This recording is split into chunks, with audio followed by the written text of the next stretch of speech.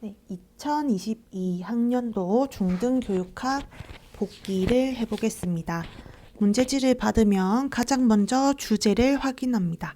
학교 내 교사 간 활발한 정보 공유를 통한 교육의 내실화가 주제고, 교육과정, 평가, 전략, 연수에 대한 문제가 나올 예정이다. 이걸 확인하고 맨 밑으로 갑니다. 송교사가 언급한 교육과정의 수직적 연계성이 학습자 측면에서 갖는 의의 두 가지를 써라 라는 문제를 보고 바로 송교사를 찾습니다. 송교사가 수직적 연계성을 언급하면서 수직적 연계성의 뜻도 설명을 해줍니다. 이전 학습 내용과 다음 학습 내용이 자연스럽게 연결되어야 한다라는 게 수직적 연계성이다. 이게 학습자 측면에서 갖는 의의를 두 가지 써라 라는 문제입니다. 답안을 작성할 때는 수직적 연계성의 뜻이 본문에 나와 있기 때문에 이거를 쓸 필요는 없고요. 학습자 측면에서 의의 두 가지를 쓰면 됩니다. 답안을 작성할 때 꼭 체크해야 되는 거는 당연히 이 두 가지라는 가지수 채우기 이고요. 그 다음에 또 학습자의 측면에서 의의라는 점이에요. 교사의 측면 말고 학습자의 측면이 드러나도록 해야 됩니다. 그리고 이렇게 두 가지 가지수를 채우라고 하면 내가 쓰는 첫 번째와 두 번째가 완전히 다른 거다라는 거를 확실히 써줘서 첫 번째와 두 번째 모두 점수를 받을 수 있도록 해야 됩니다. 저는 이거를 보고 수직적 연계성은 그냥 다음 학습에 도움이 된다라는 것밖에 처음에 생각이 안 나는 거예요. 그래서 학습이 자연스럽게 연결되면 이해가 잘 된다. 그거 말고 뭐가 있을까라고 생각을 하다가 인지적인 측면에서의 의의, 정의적인 측면에서의 의의 이렇게 구분해서 써야 되겠다라는 생각을 했습니다. 그래서 하나는 인지적인 측면에서 전 학습이 다음 학습과 잘 연결이 되어 있으면 새 과제를 이해하는 데 도움이 되고 다음 학습이 원활하게 이루어질 수 있다 라고 써줬고, 정의적인 측면에서는 이전 학습이 잘 되어 있을 때 다음 학습에도 자신감을 가질 수 있다 이렇게 써줬습니다. 그래서 두 가지를 완전히 구분하기 위해서 첫째, 정의적인 측면에서는 학습자가 다음 학습에 자신감을 가질 수 있고, 둘째, 인지적인 측면에서 학습자가 새 과제를 잘 이해하고 학습이 원활하게 이루어질 수 있다. 이렇게 썼습니다. 완전히 구분되도록 써주면서 학습자의 측면이라는 것도 강조를 했습니다. 그 다음에 교육과정 재구성의 구체적인 방법을 쓰라고 했어요. 송교사가 계획하는 재구성 방법이 뭔지를 본문에서 찾으면 송교사는 교과내 단원의 범위와 계열을 조정하는 것으로 계획을 짜고 있습니다. 그래서 답안을 작성할 때 요거 두 가지 방법을 쓰라고 했으니까 범위에 대해서 하나, 계열에 대해서 하나를 꼭 쓰실 필요는 없고, 범위에 대해서 두 가지 생각나면 요거 두 가지 쓰셔도 되고, 계열에 대해서 두 가지만 생각나면 요거 두 가지 쓰셔도 된다고 생각해요. 왜냐하면 요거에 대해서 각각 한 가지씩 쓰라는 말이 굳이 없기 때문에 범위와 계열을 재구성하는 방법에 대해서 두 가지를 쓰시면 됩니다. 저는 범위에 대해서 하나, 계열에 대해서 하나가 생각이 나서 각각 하나씩 써줬습니다. 범위는 어떻게 조정을 하냐면 지식의 구조를 중심으로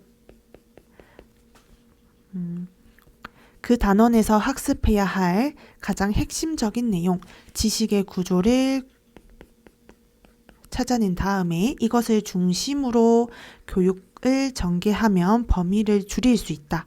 이렇게 서술을 했고요. 계열의 측면에서는 교과 단원을 분석해서 그 교과에서 배워야 되는 내용에 가장 일반적이고 포괄적인 내용으로부터 특수하고 점차 세분화된 방향으로 조정한다, 재구성한다 이렇게 썼습니다. 범위에 대해서 하나, 계열에 대해서 하나 썼으니까 내가 작성한 첫째 답안과 둘째 답안이 완전히 구분이 됐습니다. 그래서 최대한 구체적으로 작성을 하려고 했습니다. 그래서 제가 가채점을 할 때 여기서는 4점 중에 4점을 받을 수 있을 거라고 생각을 했어요. 그 다음에 두 번째 문제를 보면 송 교사가 총평의 관점에서 학생을 진단할 수 있는 실행 방안 2가지를 쓰라고 했어요. 이것과 관련된 내용은 본문에서 그냥 총평의 관점에서 진단하려고 합니다. 요거밖에 없어요. 그래서 총평이 뭔지 평소에 알고 있으면 요 관점에서 학생 진단할 수 있는 방법을 2가지 쓰면 돼요. 근데 저는 평소에 공부할 때 뭐 요거까지 나오겠나 싶어가지고 그렇게 공부하지는 않았던 내용인데 나와서 약간 당황을 했습니다. 어쨌든 총평과는 인간의 특성을 여러 다양한 방법을 동원해서 종합적으로 평가하는 거래요. 이거는 권지수 선생님의 논점 쏙쏙이라는 책이고요. 어쨌든 다양한 방법, 종합적으로 평가하는 거니까 여기서 진단도 그냥 다양한 관점에서 하면 될 것 같다 라는 생각이 듭니다. 지금 와서 생각해보면 제가 시험 칠 때는 총평 관점이 뭔지 떠오르지 않아서 그냥 진단할 수 있는 방법을 2가지 썼던 것 같아요. 그래서 마찬가지로 내가 작성하는 2가지가 완전히 구분되도록 쓰기 위해서 진단하는 방법을 인지적인 측면을 진단하는 거, 정의적인 측면을 진단하는 거 이렇게 2가지로 나누어서 썼습니다. 인지적인 측면에서는 선수 학습 능력을 진단하는 거, 최소 성취 기준에 근거하여 학생의 인지적인 능력을 진단한다. 선수 학습 능력을 진단한다 라고 썼고요. 두 번째 답안은 정의적인 측면에서 면담을 실시한다. 이렇게 적었습니다. 그 다음에 두 번째 문제에서 평가 결과의 해석 기준 2가지를 썼습니다. 송교사가 활용할 수 있는 평가 결과라고 해서 송교사가 요거를 기준으로 활용할 수 있는 해석 기준을 2가지 쓰려고 했습니다. 학생 간의 비교를 하지 않는 평가 결과를 2가지 썼습니다. 학생 간의 평가, 비교를 하지 않으려면 다른 학생과 비교하는 것이 아니라 자기 자신과 비교하는 것. 요거 하나가 있고, 두 번째는 상대적으로 비교하는 것이 아니라 최소 성취 기준을 바탕으로 평가하는 것, 중거지향 평가를 한다. 이렇게 작성했습니다. 일단 본문에 나와 있는 것은 학생 간 비교를 하지 않는다. 학생 간 비교를 하지 않는 해석을 2가지 쓰라고 했으니까 학생 간 비교가 아니다 라는 거를 포인트로 쓰려고 했어요. 다른 학생과 비교하는 상대적 비교가 아니라 중거지향을 통한 성취 기준 평가를 할 거다. 그리고 다른 사람과 비교하는 것이 아니라 자기 자신이 전과 비해서 얼마나 발전했는지 평가한다. 이런 식으로 2가지를 작성했습니다. 제가 가채점 할 때는 총평관에 대해서 자신이 없었기 때문에 여기서 1점 감점하고 4점 중에 3점을 받는다. 이렇게 가채점을 했습니다. 그 다음에 3번 문제는 교실 수업을 위해 개발해야 할 교수 전략 2가지를 쓰라고 했어요. 근데 저는 뒷깎해리는 공부를 안 했었기 때문에 굉장히 당황을 했습니다. 교수 전략 개발 단계에서 개발해야 할 교수 전략을 쓰라고 되어 있었는데 저는 요거는 몰랐어요. 대신에 제가 좀 굉장히 나올 것 같다라고 생각해서 외우고 있었던 이론이 켈러의 ARCS 이론인데 요거를 비벼서 쓰려고 했습니다. ARCS 이론도 딱 명확한 4가지 기준에 의해서 교수 전략을 개발하는 이론이었기 때문에 요거를 녹여서 쓰려고 했습니다. 저는 주의 집중. 첫 번째 ARCS 이론에서 첫 번째 주의 관점에서 동기 유발을 해야 한다. 동기 유발을 할 수 있는 전략을 세워야 한다라는 걸 적었고, 그 다음에 구조화된 자료를 제시해야 한다. 이거를 적었습니다. 그래서 저는 이거를 점수를 못 받을 거라고 생각을 했었어요.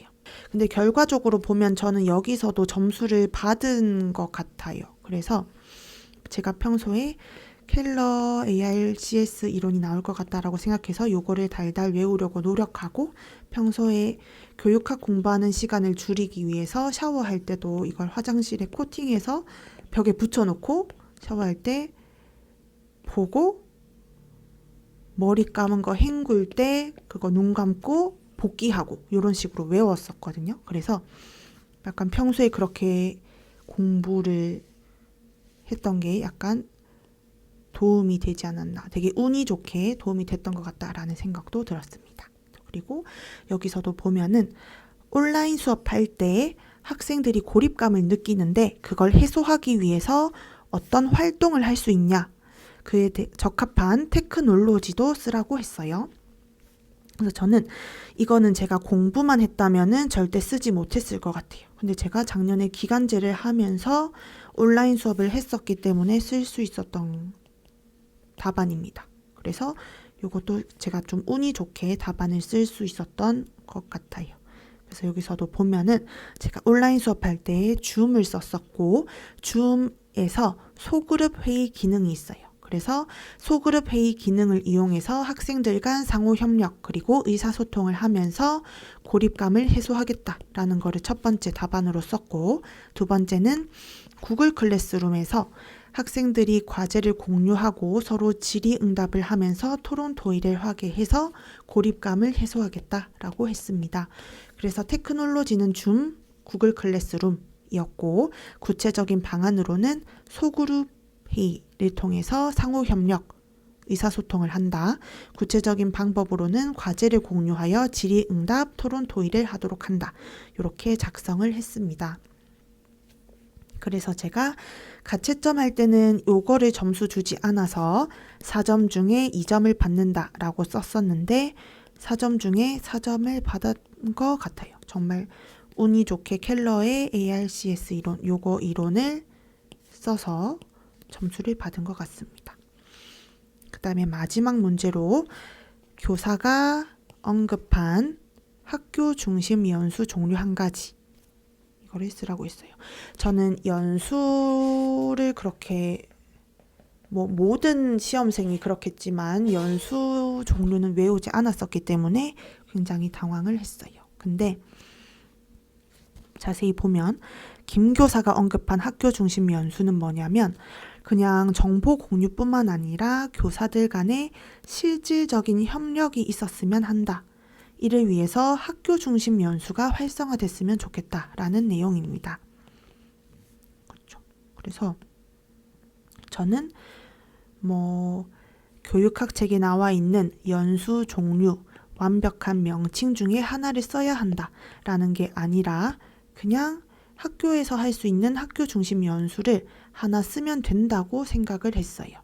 그래서 답안을 뭐라고 작성을 했냐면 교내에서 수업 공유하는 거를 썼습니다. 다른 분들은 답안 복귀하신 거 보면은 학교 중심 연수 무슨 명칭을 이렇게 쓰신 거를 얘기를 하시던데, 저는 이렇게 완벽한 이론을 요구하는 게 아니라고 생각을 했습니다. 그래서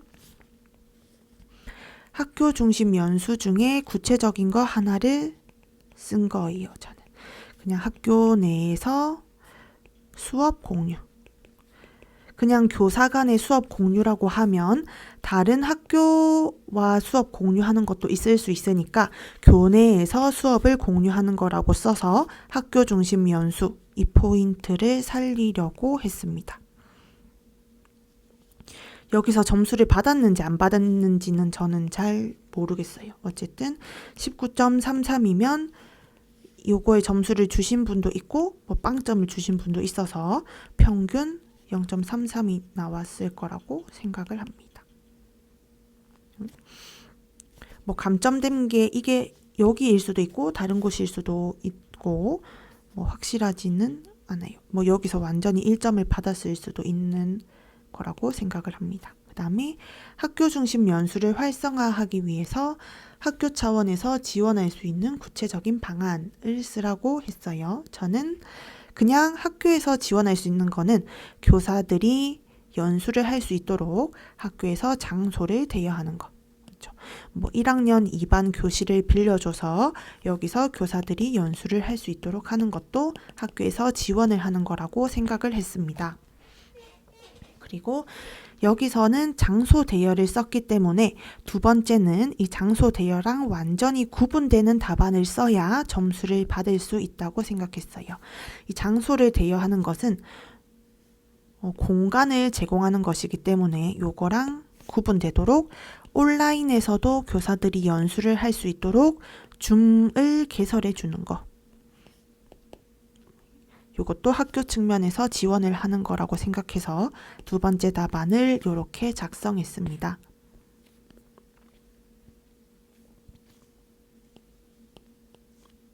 이렇게. 일단은 제 교육학 점수가 19.33이라서 여기서 14.33을 받고 여기서 5점을 받았을 거라고 생각을 해요. 그러면 여기서 15점이면 1점짜리가 15개 있는데 14개는 만점을 받았고 1개에서 이렇게 점수를 받은 거고 채점 하시는 분이 3분이시면 3분이신데 한 분은 1점을 주고 다른 두 분은 빵점을 주셔가지고 이게 점수가 0.33이 나온 거예요. 그래서 요거 중에서 어디서 제가 감점이 돼서 0.33이 되었는지는 잘 모르겠지만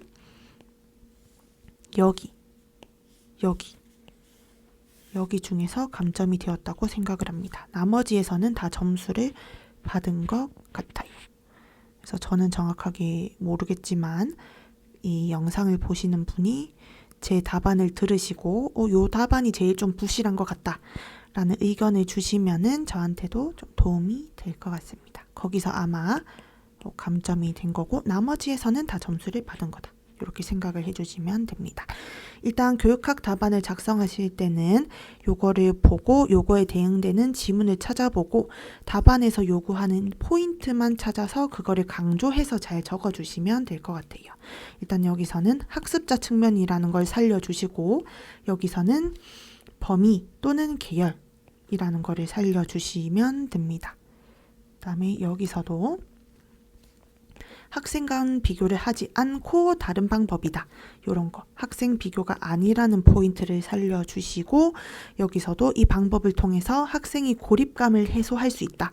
이런 거를 꼭 적어주시면 점수를 온전하게 다 받으시는데 도움이 될 거라고 생각합니다. 그리고 연수 같은 경우도 평소에 공부할 때 챙기시는 분들이 많이 없기 때문에 시험 때 당황을 하셨을 텐데 중요한 거는 일단 백지는 내지 않고 뭐라도 적는 거를 당연히 추천을 드립니다. 그리고 여기서도 뒷과 캐리의 측면에서 교수 전략을 쓰시오라는 게 여기서 명시되어 있지 않기 때문에 제 생각에는 약간 물체 좀 채점을 잘 해주려고 그런 말을 빼지 않았나라는 생각도 듭니다.